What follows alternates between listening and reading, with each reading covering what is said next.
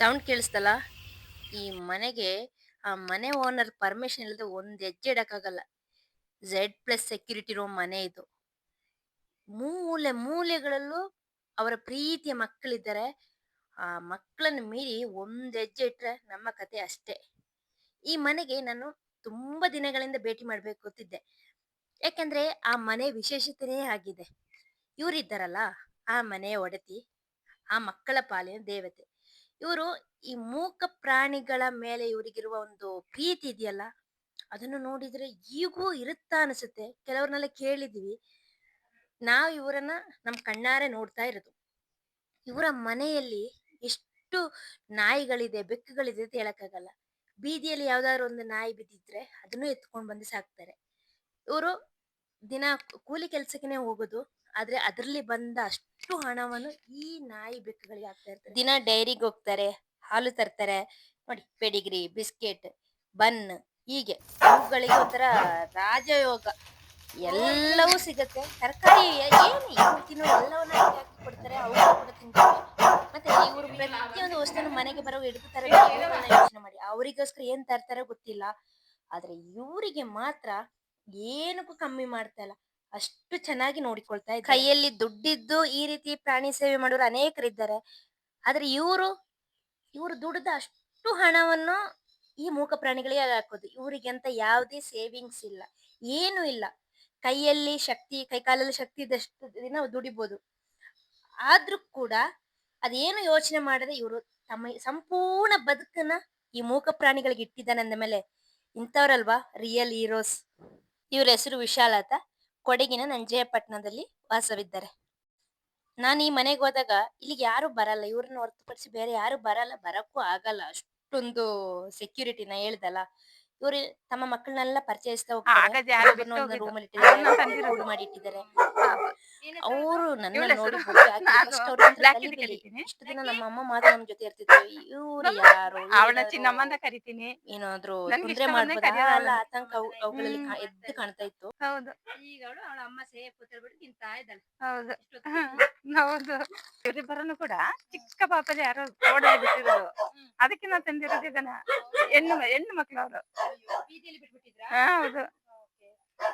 ನಾವು ತಿರ್ಗಾಡೋದು ಬೇಜಾರಾಗ್ತದಲ್ಲ, ಅದಕ್ಕೆ ಪಾಪ ಊಟ ಯಾರು ಕೊಡ್ತಾರೆ ಅಂತ ಅನ್ಸ್ಕೊಂಡು ಹಾಗೆ ತಂದಿರೋದು. ಎಲ್ಲಿ ಸಿಕ್ಕಿದವ್ರು ನಿಮಗೆ? ತೋಟದಲ್ಲಿ, ತೋಟ ಮಧ್ಯದಲ್ಲಿತ್ತು.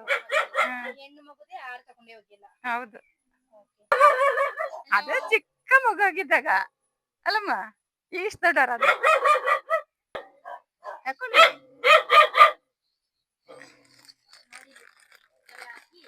ಹೌದಾ ದಮ್ಮ ಇಷ್ಟೊಂದು ಗಜ್ಜೆ ಮಾಡ್ತಾರ. ಅಯ್ಯೋ ಎದ್ರಿದ ಅಲ್ಲ ಸುಷ್ಮಾ ಚಂದರಿ ಹೋಗಲ್ಲ ನೀನು. ತಗೋ ತಗೋ ತಗೋ ತಗೋ ತಗೋ ತಗೋ ಏನಾಗಲ್ಲ. ಜನ ಹಾಕಿದ್ದಾರೆ. ಅದಕ್ಕೆ ಬಿಡಂತಂದ್ರೆ ತಪ್ಸ್ಕೊಂಡು ಹೋಗ್ತದಲ್ಲ, ಅದ್ರಿಂದ ನನ್ಗೆ ಹೆದರಿಕೆ. ಯಾರಾದ್ರೂ ಪಾಯ್ಸನ್ ಹಾಕ್ಬಿಟ್ರೆ ಅಂತ ನಂಗೆ ಹೆದರಿಕೆ. ಅಲ್ಲಪ್ಪು ಅದಕ್ಕೆ ನಾ ಕಟ್ಟಿ ಚಿನ್ನಮ್ಮ ಬಾರ ಬಂಗಾರಿ, ಬಂಗಾರಿ ನಾಚಿಗೆ ಆಯ್ತಾ, ಕೋಪ ಬಂತ?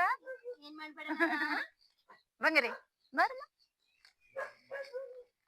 ಬರ ಬಾವ ಬಾ ಚಿನ್ನ.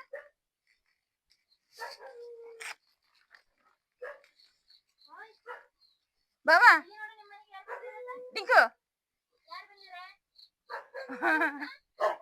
ಒಬ್ಬ ಬಮ್ಮ ಟಿಂಕು.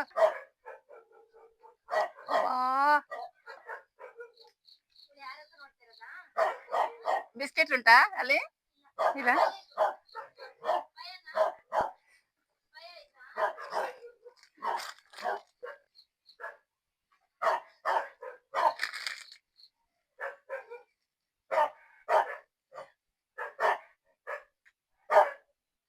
ಪರವಾಗಿಲ್ಲ, ನನಗೆ ಬೇಕು.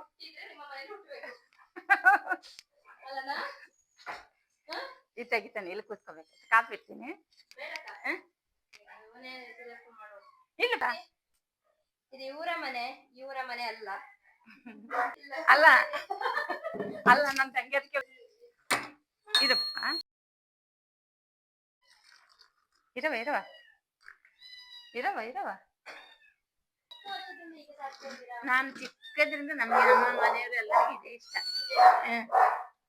ನನ್ಗೆ ನಾನು ಸುಮಾರು ವರ್ಷ ಆಯ್ತು. ಸುಮಾರು ವರ್ಷ ಆಯ್ತು. ಇದೆ ಪ್ರಾಣಿಗಳದ್ದು ನನ್ಗೆ ಪ್ರಾಣಿ ಅಂದ್ರೆ ಯಾರು ನೋಡಲ್ಲಲ್ಲ ಅದರಿಂದ.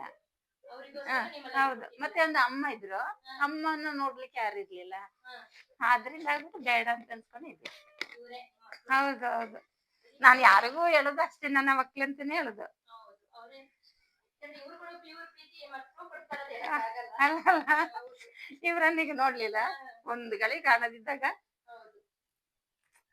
ಕತ್ಸಾಕ. ಇವರು ಈ ಮಕ್ಳಿಗೋಸ್ಕರ ಮದ್ವೆನೇ ಮಾಡ್ಕೊಂಡಿಲ್ಲ. ಅವ್ರ ವಯಸ್ಸಾದ ಅಮ್ಮ ಇದ್ರು, ಅವ್ರನ್ನ ನೋಡ್ಕೊಂಡು ಇವ್ರನ್ನ ನೋಡ್ಕೊಂಡು ಅವ್ರ ಇಡೀ ಜೀವನ ಕಳೆದಿದ್ದಾರೆ ಅಂದ್ಮೇಲೆ ಯಾರಿಗೆ ತಾನೇ ಈ ರೀತಿಯಲ್ಲಿ ಇರಕ್ಕೆ ನಾನು ಹೋಗಿ ಸ್ವಲ್ಪ ಹೊತ್ತಾಗದಾಗ ಇವ್ರಿಗೆ ಗೊತ್ತಾಯ್ತೇನೋ ಇವಳಿಂದ ಏನು ತೊಂದ್ರೆ ಇಲ್ಲ ಅಂತ.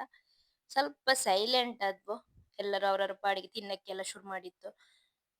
ನಾನು ಹೋದಾಗಂತೂ ಈ ಕಡೆಯಿಂದ ಬೆಕ್ಕುಗಳ ಅರ್ಚಟ, ಈ ಕಡೆಯಿಂದ ಶ್ವಾನಗಳ ಅರ್ಚಟ, ಹಬ್ಬ. ನಂತರ ಅವ್ರಿಗೆ ಸ್ವಲ್ಪ ಸಮಾಧಾನ ಆದಾಗ ಅವ್ರವ್ರ ಪಾಡಿಗೆ ಆಡಾಡ್ತಾ ಇದ್ದಾರೆ. ಇವನು ಫಸ್ಟ್ ಎಂಟ್ರೆನ್ಸ್ ಸಿಗ್ತಾನೆ, ನಂತರ ಮನೆಯೊಳಗೆ ಹೋದ್ರೆ ಒಬ್ಬ, ಅದಾದ ನಂತರ ಮನೆ ಹಿಂದುಗಡೆ ತುಂಬಾ ಜನ ನಮಗೆ ಭೇಟಿ ಆಗ್ಬೋದು. ಪ್ರತಿಯೊಬ್ರು ತುಂಬಾನೇ ಜೋರು ಇದ್ದಾರೆ.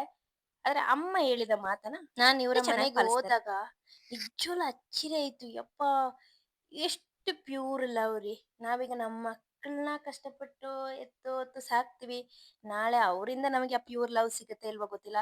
ಆದ್ರೆ ಈ ಮೂಕ ಪ್ರಾಣಿಗಳು ಮಾತ್ರ ನಮಗೆ ಇವರಿಗೆ ಯಾವತ್ತೂ ವರ್ಷಕ್ಕೆ ಯಾವತ್ತೂ ದ್ರೋಹ ಇಂಜೆಕ್ಷನ್ ಇದೆಲ್ಲ ಮಾಡಲ್ಲ. ಅದು ಸಹ ಕೊಡಿಸ್ತೀನಿ. ಅಂದ್ರೆ ಯಾರಿಗಾದ್ರೂ ಕಚ್ಚಿದಾಗ ಅಕಸ್ಮಾತ್ ತಪ್ಪಿ ಹೋಗಿ ಕಚ್ಚಿದ್ರೆ ತೊಂದ್ರೆ ಆಗ್ತದಲ್ಲ, ಅದಕ್ಕಾಗಿ ಇಂಜೆಕ್ಷನ್ ಕೊಡಿಸ್ತೀನಿ. ಒಂದು ಇಂಜೆಕ್ಷನ್ 2 ಇಂಜೆಕ್ಷನ್ಗೆ 900 ರೂಪಾಯಿ ಆಗ್ತದೆ. ಹಾಗೆ ಎಲ್ಲರಿಗೂ ಆಗುವಾಗ 5-6 ಸಾವಿರ ಆಗ್ತದೆ. 5 ಜಾಸ್ತಿ ಆಗ್ತದೆ. ಹೌದು. ಅಂದ್ರೆ ಸಾಲ ಮಾಡಿರ್ತದೆ, ಲೋನ್ ತೆಗ್ದು ಮಾಡಿದ್ವಾ, ಅವ್ರು ಕೊಡ್ಲಿಲ್ಲ. ಮಾಡಿಸಿ ಕೊಡ್ತೀನಿ ದುಡ್ಡು ಇಸ್ಕೊಂಡೋಗಿ ಆಮೇಲೆ ಬರ್ಲೇ ಇಲ್ಲ. ಪುನಃ ಲೋನ್ ತೆಗ್ದು ಮಾಡಿಸಿದ್ರು. ಆಗ ಸಾಲದ ಮೇಲೆ ಸಾಲ ಆಗೋಯ್ತು. ಇವರೆಲ್ಲ ಕಾಮನ್ ಪೀಪಲ್ ಅಲ್ಲ, ಇವರೇ ರಿಯಲ್ ಸೆಲೆಬ್ರಿಟೀಸ್. ಇಂಥವ್ರಂದ್ರೆ ಬೇರೆಯವರಿಗೋಸ್ಕರ, ಬೇರೆ ಮಕ್ಕಳಿಗೋಸ್ಕರ, ಅನಾಥ ಮಕ್ಕಳಿಗೋಸ್ಕರ, ಮೂಕ ಪ್ರಾಣಿಗಳಿಗೋಸ್ಕರ ತಮ್ಮ ಜೀವನವನ್ನು ಮುಡುಪಾಗಿಟ್ಟಿರೋ ಎಷ್ಟೋ ಜನ ನಮ್ಮ ನಡುವೆ ಇದ್ದಾರೆ. ಅಂಥವ್ರನ್ನ ಕಂಡಾಗ ಗೌರವಿಸೋಣ. ಇಂಥ ಇನ್ಸ್ಪೈರ್ ಸ್ಟೋರೀಸ್ ಇಂಥವರ ಬಗ್ಗೆ ನನ್ನ ಚಾನಲ್ನಲ್ಲಿ ಹಾಕ್ಬೇಕಂದ್ರೆ ಅವರ ಪರಿಚಯ ಇದ್ರೆ ನೀವು ನನಗೆ DM ಅಲ್ಲಿ ಮೆಸೇಜ್ ಮಾಡಿ, ಅವರ ಬಗ್ಗೆನೂ ಹಾಕುವ.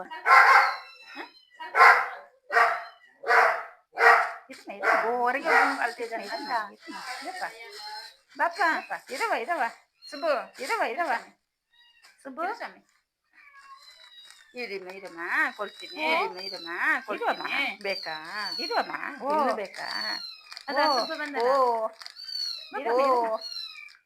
ಇರಮ್ಮ.